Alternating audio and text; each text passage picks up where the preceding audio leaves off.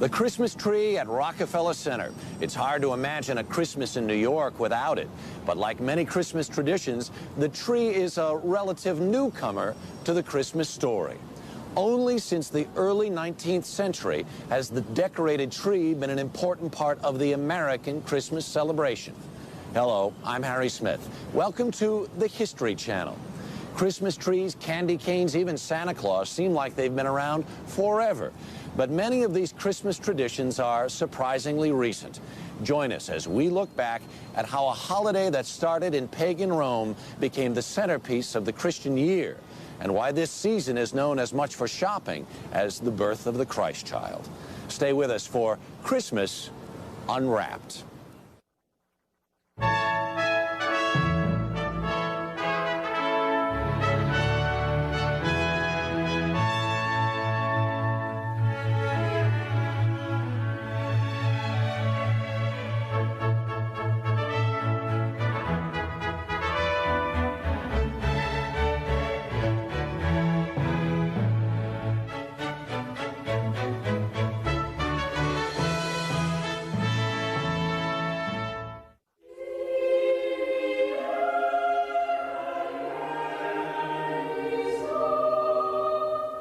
It is a story everyone knows.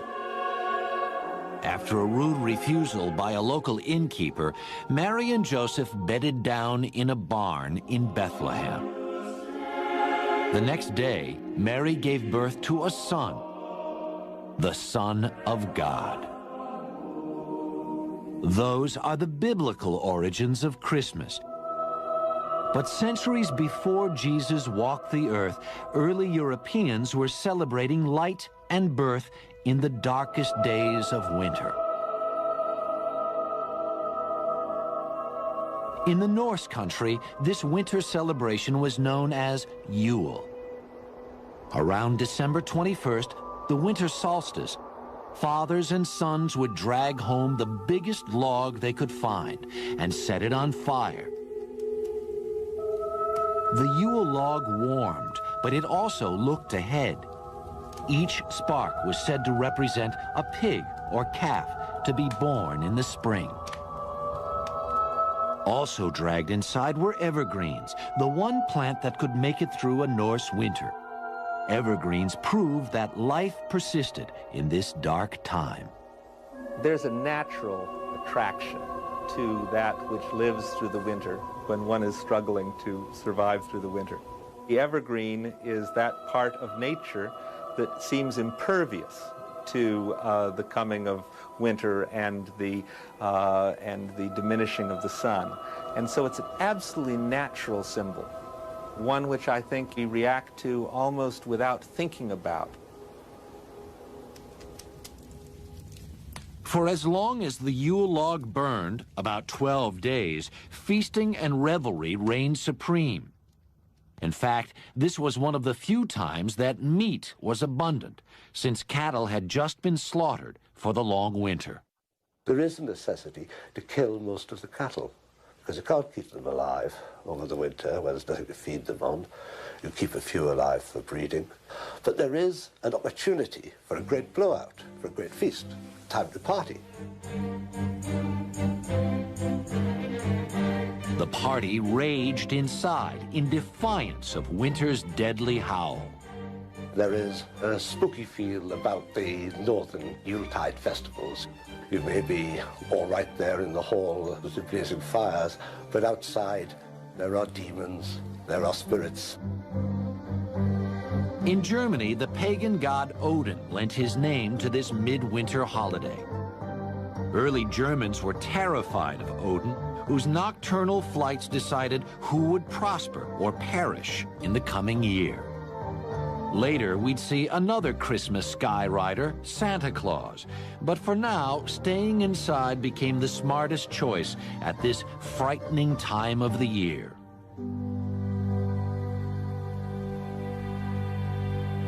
A 1,000 miles away in Rome, winter was less harrowing, but the December festivals were just as elaborate. 1 week before the winter solstice, Romans began celebrating Saturnalia, a month-long orgy of food and drink. Named for the god Saturn, which meant plenty, Rome's established order was turned on its head during this wild, delirious time. The Saturnalia celebrations were certainly times of revelry, of turning the social order upside down, of having the master pretend to be the slave and the slave pretend to be the master, sort of a time out of time in which one could celebrate a kind of disorder in the universe. One of the holiday's important feasts was Juvenalia, which celebrated the children of Rome. Although these early festivals are not necessarily about children particularly, though they are about fertility, children did have their particular place. The indulgence of children, of course, is very much a part of our modern Christmas, but it did have its place even in these ribald, drunken festivals that the Romans had. Among the upper classes in Rome, solstice celebrations were significantly more sober. Many influential Romans worshipped Mithra, the god of the unconquerable sun. To this small but powerful sect, the birthday of Mithra was the holiest day of the year. December 25th was the winter solstice in that part of the world, and it was also understood to be the birthday of the sun god, Mithra. And Mithra was said to be born from a rock. Shepherds came to worship him as he was an infant god born out in that pastoral place in the fields. And many of those stories, of course, have come into Christian tradition. While Romans were worshiping the sun god, a new religion was taking hold throughout the empire. At first, Christians didn't celebrate the birth of Christ. His resurrection was the essential fact of the new religion. By the 4th century, however, the question of the holy birth became impossible to ignore. For Christians, the fact of his birth was settled, but the date remained a mystery.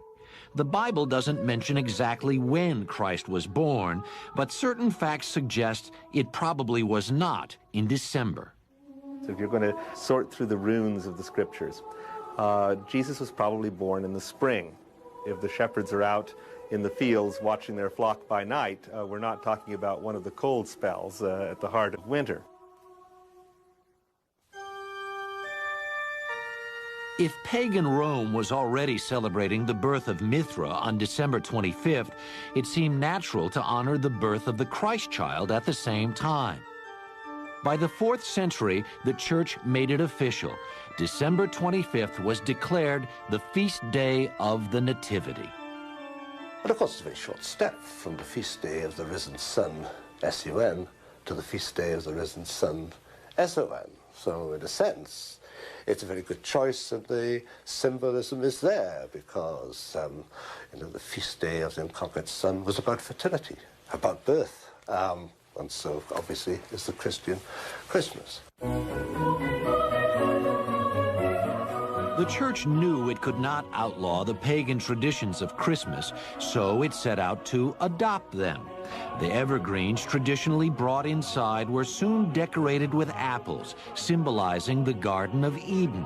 These apples would eventually become Christmas ornaments. And holly, a traditional midwinter decoration, was recast to represent Christ's crown of thorns. People already had their own agenda for this season, and that agenda was not one that was really radically changed when the names got changed from non-Christian to Christian names. The church pretty much had a policy of live and let live. If people would call themselves Christians and do lip service to the birth of the Savior, then let them do anything that they wanted to do with it. But on the other hand, by assigning the Nativity to that time of year, the church really gave up the opportunity to control the way that celebration took place. The tension between piety and revelry at Christmas would reach its logical and extreme conclusion in Puritan England, when the holiday would be considered so un-Christian it was done away with altogether. More snack food tech on Modern Marvels, tonight at 9 on the History Channel. Now back to Christmas Unwrapped, here on the History Channel.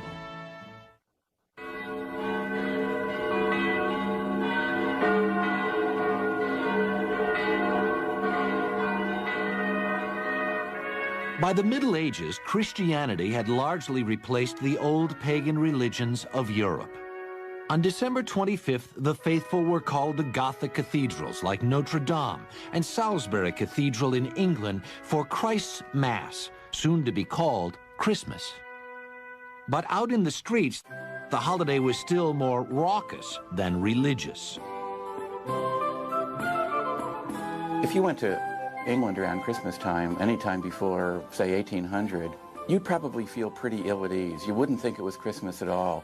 What would you think it was? Maybe Mardi Gras, maybe New Year's Eve, maybe Halloween? Because Christmas in old-time England was really a carnival. The houses of London were littered with brawling, drunken villagers and couples engaged in the most unholy activities. And each Christmas, a beggar or student was temporarily put in charge after being crowned the Lord of Misrule. The rest of the peasantry also got their once-a-year chance to grab power from the ruling classes. They would go around to the houses of the rich, they would bang on the doors and demand entry, and once they were let in, the lord of the manor had to give them the best stuff that he had. He had to give them his best food, he had to give them his best beer, his best of everything. And a jolly wassail, it's then you shall hear. But if he didn't, they would threaten or actually perform a trick. Come butler, come fill us. One surviving Christmas song says, if you don't give us what we want, then down will come butler, bowl and all. But if you do draw us a bowl of the small, then down shall go butler, bowl and all. The rules of Christmas would soon change, however, as a wave of religious reform swept through England in the early 17th century. Led by Oliver Cromwell, the Puritans overthrew the king's forces in 1645 and vowed to rid England of all that was decadent.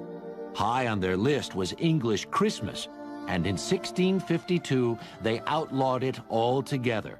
Shops were ordered to stay open, churches were forced to stay closed. The Puritans were always, I think, deeply attracted to those things that they were most opposed to. They had a fear that they might have too good of a time. I don't mean to trivialize them, but there was a deep fear that if these things were legalized, they themselves might enjoy them and their souls would be lost. The Puritans may have said good riddance to Christmas, but the people never really stopped celebrating it. The holiday merely went underground. If Christmas pie was illegal, it began to be known as mince pie instead, which was just as delicious. The deeper need for Christmas in the human heart, the need for celebration at a time of darkness, those needs made the battle against Christmas, gave it a few temporary wins, but it couldn't possibly secure a final victory. In 1656, the men of Kent and Canterbury passed a resolution saying that if they could not have their Christmas day, they would have the king back on his throne. They soon got their wish. The monarchy was restored with Charles II, and Christmas was restored with him. It seemed the English could live without a king, but not without Christmas. It has been argued that one reason for the restoration of the monarchy is because by restoring the monarchy, you also restored Christmas. You restored the proper English Christmas with its rituals, its traditions, and its carousing. Christmas is brought back, if you like, by popular acclaim.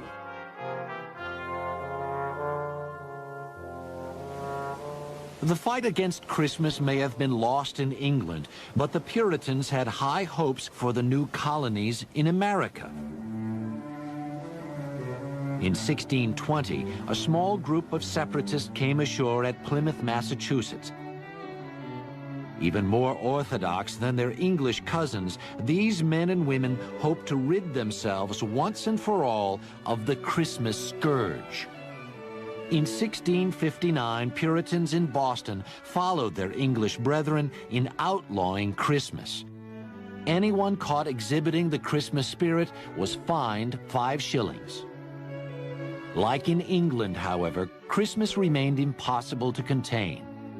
The 1719 Boston Almanac doesn't list a Christmas holiday, but it does recommend that in late December you not let your children and servants run too much abroad at night.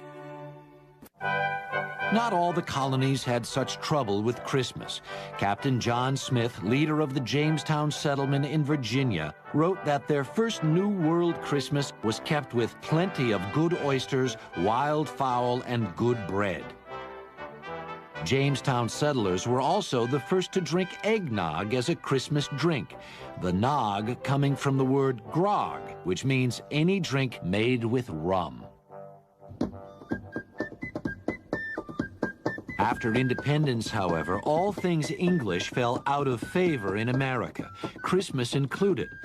In fact, on December 25, 1789, the United States Congress sat in session and continued to stay open on Christmas Day for most of the next 67 years.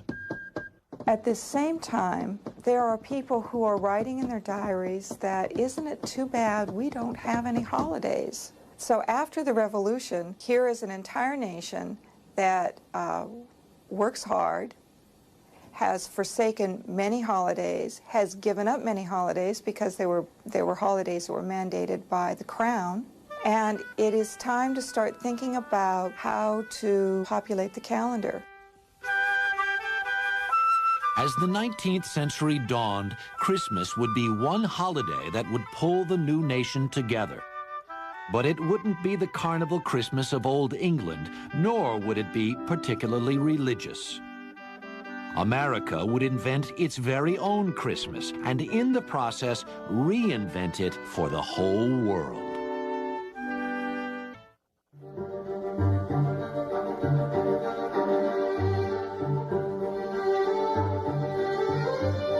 New York City, 1820.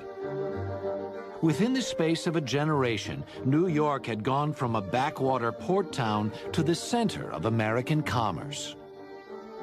Great wealth came to a few during these years, and moderate livings to the burgeoning middle class. But the Industrial Revolution had also created a class of the unemployed and unconnected, whose very existence threatened the cozy world of New York's middle rung. This was never more clear than at Christmas time. Class conflict was emerging with the earliest stages of industrial capitalism. And so what had previously just had an edge of menace, a little bit of trick, but much more goodwill, much more treat, now changed, and the menace became increasingly obvious and increasingly serious. So that by the 1820s, the Christmas season in cities like New York was really a time of gang rioting, a really very, very nasty scene. So nasty, in fact, that in the year 1828, the New York City Council, for the first time, instituted a professional police force for the city as a direct result of a particularly savage Christmas season riot the year before. New York's upper class was worried. So worried that a few of them set out to change the way the holiday was celebrated. Washington Irving was America's best-selling novelist, and in 1819 he used his expertise to write Bracebridge Hall, an enormously popular series of stories about Christmas at an imaginary English manor house. Here, the classes mingled effortlessly as squires welcomed friendly and grateful peasants into their homes. And in 1843, England's most popular writer, Charles Dickens, tackled the Christmas problem with A Christmas Carol. It was a bestseller in London and America, and the lessons of the story struck a powerful chord on both sides of the Atlantic. Christmas Carol, I think, showed the Victorians what could be the use and the meaning of Christmas in a society which was quite pleased with itself in a way, but which nevertheless had fears about inequality, about too much materialism, about perhaps just too rapid change. There have been countless treatments of this Christmas classic, some in print and some on screen. This television version is from 1958, but the themes are straight out of the 19th century. You'll want all day tomorrow, I suppose, Crescent. Quite convenient, sir. It's not convenient. But it's only one day in the year, sir. A poor excuse to pick the pocket of your employer every 25th of December. I think the character of Ebenezer Scrooge taught a very important lesson to middle-class people. Christmas. Nonsense. Humbug. Because the Christmas season presented them with a real problem. What do we owe to the different people in our world? What do we owe to our families? What do we owe to our employees? What do we owe to the anonymous poor? At first, Ebenezer Scrooge refuses to face those problems, but after his visions of Christmas past, present, and future, Scrooge learns that family and charity cannot be ignored at Christmas time. Merry Christmas, Bob! Mr. Scrooge! And Mrs. Cratchit, for you. Mr. Scrooge! My dear, that's for you. It really is a conversion story. I mean, it's a story about this hard-hearted man being reborn to Christmas observance. And I'm going to raise your salary and help your large family in every way possible. That conversion story is important for Victorians to be thinking about their own conversion to the holiday, because it is very much that they are being reconverted. So many of them had given up on the holiday, so now they have to come to terms with their own reconnection with that, and Scrooge is a way of doing that. There's this lovely story of Dickens going around America on one of his famous reading tours, and this American factory owner going to a reading of Christmas Carol, and on the way home saying to his wife, "Next year we shall close the factory on Christmas Day." 19th century Americans were discovering Christmas after a 200-year drought of Puritan disapproval. But the holiday would never have taken hold if society wasn't ready for it. One important shift was occurring right inside the family itself. Before the 19th century, the family existed as what we might think of as an engine of discipline, designed to train children to work hard. After 1820, 1830, the family was very quickly and perceptibly becoming an agency that was designed to provide the emotional nursery for children so that they could grow up being sensitive little people and who took a lot of pleasure in the family and in the world itself. Christmas was tailor-made for this transition. Now there was a holiday where attention could be lavished on children without seeming to spoil them. The moment of Christmas where parents started to pay attention to their children. I've sometimes come to think of this as the invention of quality time within the family. Parents would discover the joy that they could take out of watching the joy in their children's faces when they gave their children presents. Americans now knew why they were celebrating Christmas, but they didn't know exactly how to go about it. The old pagan revelry was clearly inappropriate for a Victorian home, but some ancient traditions were perfect for reviving.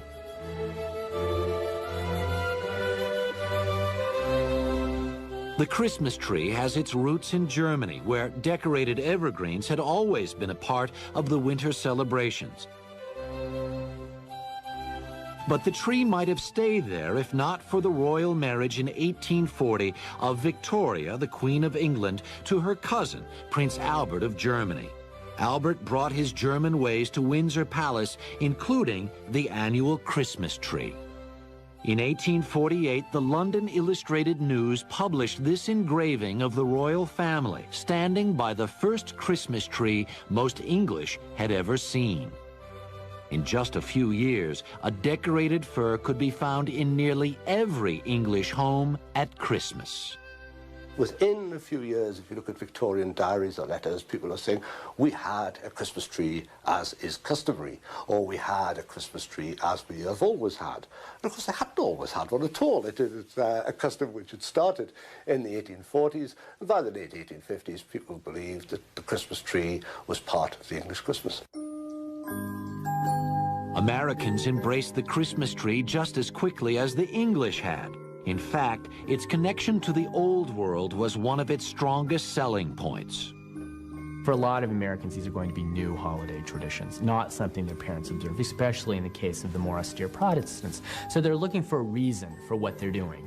And one of the most convenient reasons they can have is they can say, well, this is the way it's done in Germany, or this is the way it's done in England. All of a sudden, Christmas traditions were popping up everywhere. In 1828, Joel R. Poinsett, America's minister to Mexico, brought back a green and red plant that seemed perfect for the new holiday. And in 1843, the English firm of J.C. Horsley printed the first Christmas card. A newly efficient postal service in England and America helped make Christmas cards an overnight sensation. It seemed as though every vestige of the old Bacchanalian Christmas was gone, but even the Victorians couldn't clean up Christmas completely. Victorians were particularly keen on mistletoe because, of course, you could actually kiss a lady, or a lady could kiss a man, that normally, in the normal course of events, you would not be allowed to kiss. So in a society which was fairly strict, one vestige of that licentious Christmas from earlier times is the sprig of mistletoe. No Victorian Christmas gathering was without it.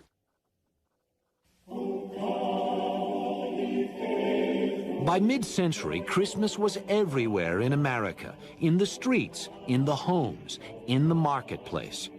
The one place you could not find Christmas was in church. Most Americans were Protestant, and the Protestant church had ignored Christmas for years. But Protestant Victorians longed for official religion on this sacred day. What a number of them do initially is say, well, if we can't find a Christmas service in our Baptist church or our Presbyterian church, let's go see what the Catholics are doing, or let's go see what the Episcopalians are doing. And increasingly that puts pressure on these latter-day Puritans to have Christmas services because there's a way in which lay people begin to expect it. Church services, mistletoe, and Christmas trees. America's new holiday now seemed firmly in place. But Victorian America had one last contribution to the Christmas season. A jolly elf who shimmied down the chimney would soon personify Christmas for generations to come. Now back to Christmas Unwrapped, here on the History Channel.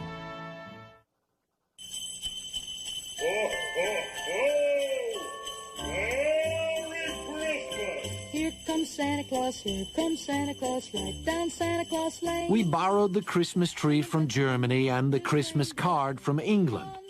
But one Christmas icon was developed right here in America, Santa Claus. Hang your stocking, say your prayers, 'cause Santa Claus comes tonight.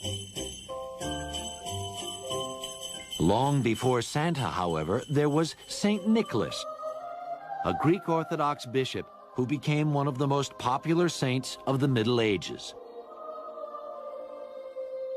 On December 6th, St. Nicholas Day, good children woke to gifts from the kindly saint. Bad children sulked away with nothing. In Holland, he was known as Sinterklaas, and when the Dutch came to this country, they brought tales of their gift-giving Nicholas with them. This quaint custom caught the imagination of Clement Clark Moore, a well-heeled Episcopal minister in New York City.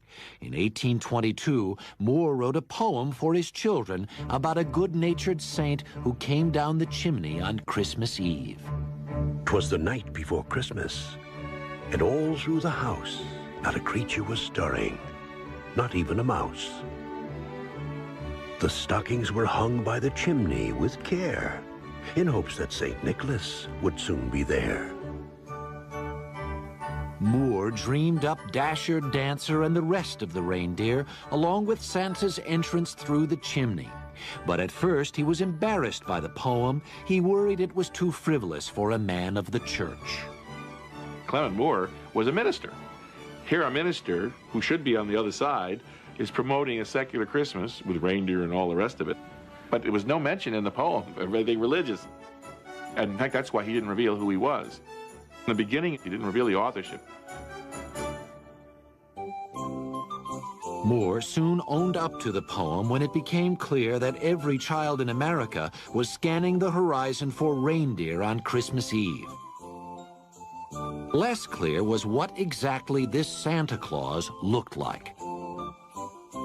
At first, Santa came in all shapes and sizes: a pagan sorcerer, a frightening gnome, even a drunkard on a turkey-driven sleigh.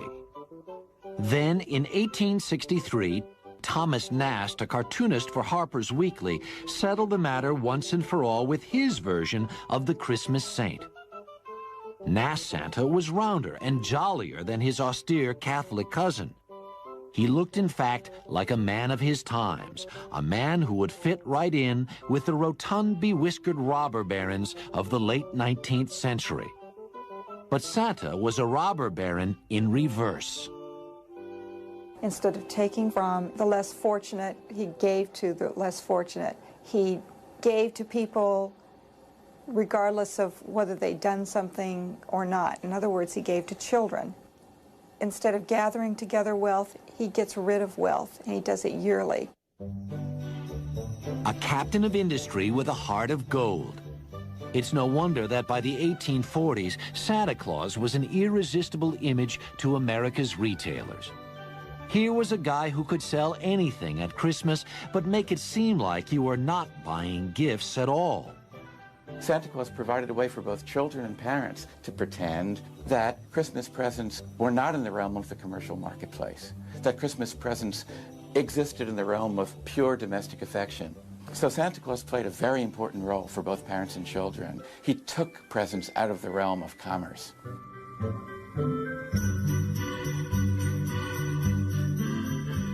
If the image of Santa could sell merchandise, retailers soon figured that a real-life Santa would boost sales even further. Santa has been showing up in department stores since the mid-1800s. It makes perfect sense for us to have our national saint in a department store. That's commercial sense for us, dollars and cents. Author and humorist Gene Shepard immortalized this rite of passage in A Christmas Story, an autobiographical account of one boy's Christmas. You know, I'd been thinking for weeks what I wanted for Christmas. I figured the best thing to do is to tell Santa Claus about that. And I looked up at that Santa Claus, and he had these big, watery blue eyes and a huge beard and all, and he's looking at me right in the eye. And he was so impressive that my mind went blank. Ho, ho, ho, ho. And what's your name, little boy? It's like if all of a sudden you're sitting on the president's lap, and he says, "What would you like me to pass in legislation, Sonny?" I mean, your mind's going to go blank. You can't remember any of this stuff.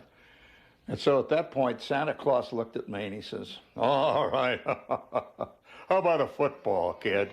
How about a nice football? A football? I wanted a BB gun. So he pushed me off his lap, and this elf grabbed me and threw me down a slide that went down into the snow. And I laid there for a minute, and I knew that I was not a fit person to talk to the great. Santa Claus was obviously a star.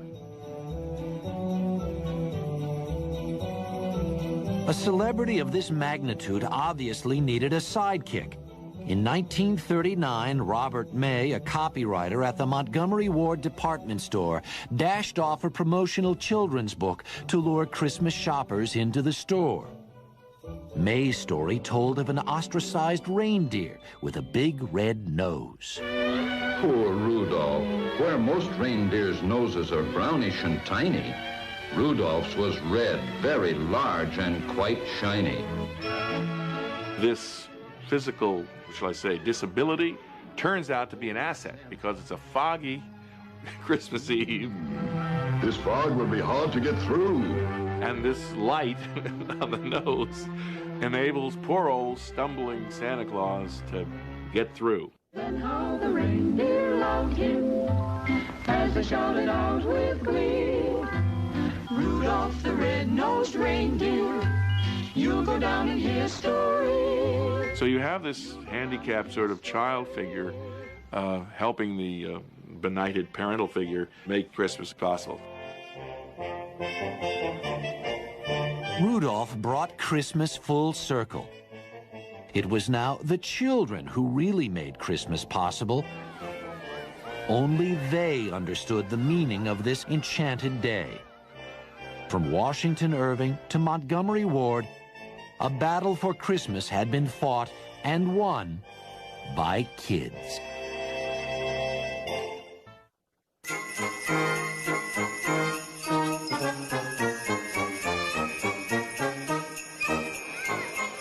By the 1920s, few vestiges of the carnival Christmas were left in America.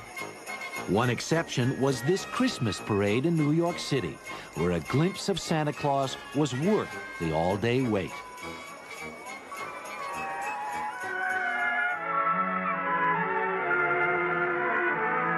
But by the 1950s, Christmas was strictly a family affair, with eggnog by the fire, Bing on the hi-fi, and a load of presents under the tree.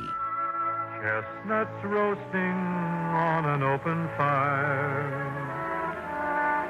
Jack Frost nipping at your nose, tiny tots with their eyes all aglow will find it hard to sleep tonight. The joy of opening up gifts is one of the things that makes Christmas what it is. He's loaded lots of toys and goodies. It's the mystery of all these packages. And I think that's why we wrap them. It's exciting to have a package lying there with silver paper on it. You don't know what's in it. And you open it up, and there it is. It's something that's really great, that you really wanted.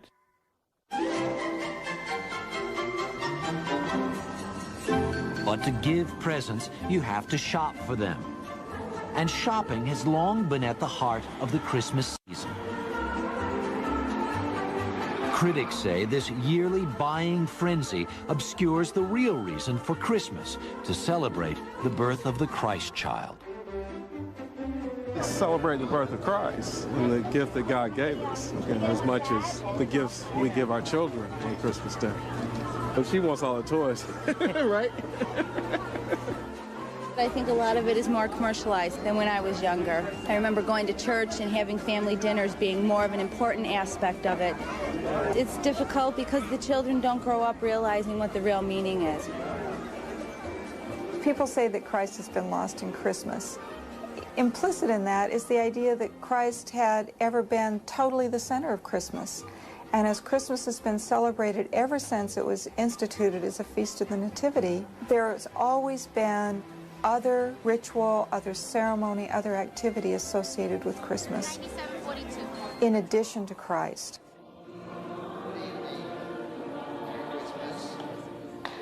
At the All Souls Church in New York City, Christmas Eve services give the secular side of the holiday some stiff competition. At All Souls, we sing carols. We bring in choir and orchestra who do great music from the Christmas tradition. Certainly today, most churches revel in the celebrations as completely as do the corporate malls. That's not a bad thing. It actually goes back to the sources of this kind of holiday, where we recognize that people have deep needs at this time of year to connect with that which is very important, but also to celebrate.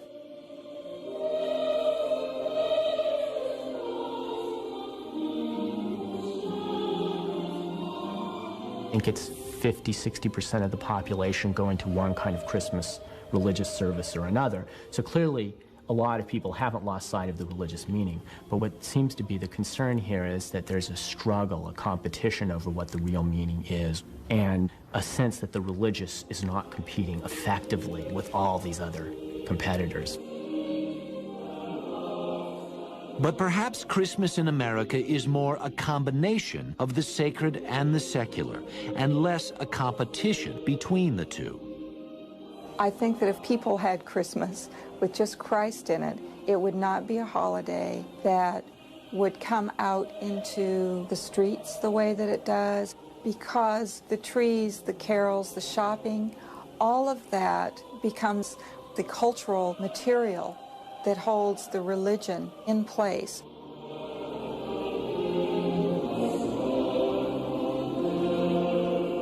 This cultural material is everywhere.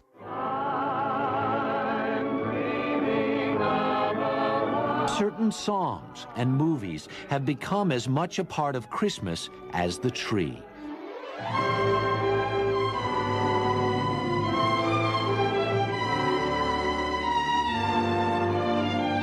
I don't want to get married to anybody, you understand? I want to do what I want to do. And you... Movies such as It's a Wonderful Life, our hunger for them, our delight in them, reflects a deep potential goodness in the human soul.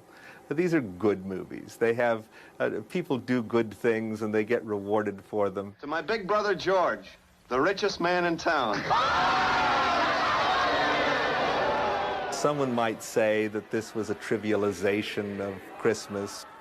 I think it probably is coming a little closer than many of the things we do to tapping the true Christmas spirit in the broadest sense of that word. That's a Christmas present from a very dear friend of mine. Look, Daddy, teacher says every time a bell rings, an angel gets his wings. That's right. That's right. Attaboy, Clarence. Nowadays, kids watch new films and new TV shows. Why, Mr. Scrooge! Merry Christmas! And they will grow up thinking that that was the way Christmas always used to be. You leave me no alternative but to give you... Toys! Yes, toys. No. I'm giving you a raise. We always reinvent, and every time we reinvent, we think that what we're reinventing is something that has no beginning. You can reinvent Christmas or celebrate it the way your great-grandparents did. The only thing you cannot do is ignore Christmas. To not catch a glimpse of a Christmas tree or hear a note of jingle bells would be nearly impossible. And since 98% of Americans celebrate Christmas in some form, it looks like that won't change for quite some time. Something touches American somewhere down deep in his belly button about Christmas. He can't really explain what it is about Christmas that he enjoys so much. He just knows that when all those red and green lights go up, you know, on the street, and you see Santa Clauses walking around with their bells, there's something happens to you. You enjoy it. Now, you can be cynical all you want, but you still enjoy it.